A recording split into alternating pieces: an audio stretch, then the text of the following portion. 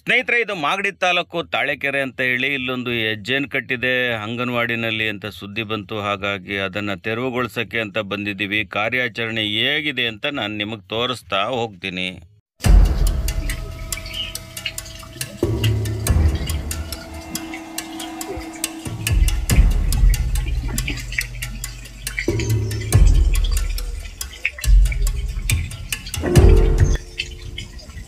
ಇಲ್ಲಿಂದ ತೆರವು ಮಾಡಬೇಕು ಈ ಹೆಜ್ಜೆಯನ್ನು ಅಂತ ಹೇಳಿ ಗ್ರಾಮ ಪಂಚಾಯತಿಯವರು ಅಥವಾ ಅಂಗನವಾಡಿಯವರು ಮನವಿ ಮಾಡಿದರು. ಹಾಗಾಗಿ ಬಂದಿದ್ದೀವಿ.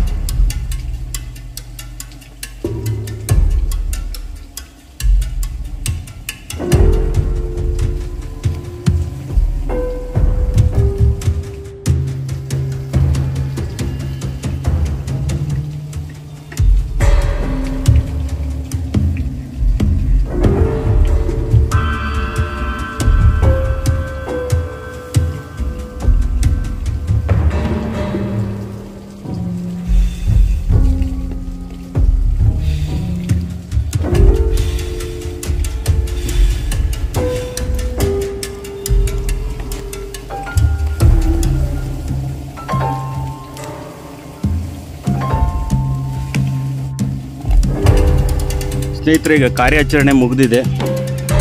ಯಾವ ಥರ ಆಗಿದೆ ಅಂತ ನಾನು ನಿಮಗೆ ತೋರಿಸ್ತೀನಿ. ನೋಡಿ, ಎಲ್ಲ ಜೇನುಹುಳುಗಳು ಪ್ರತ್ಯೇಕವಾಗಿ ಗಿಡದ ಮೇಲೆ ಕೂತಿದೆ. ನೋಡಿ, ಇದೇ ಜೇನು ಕಟ್ಟಿದೆ.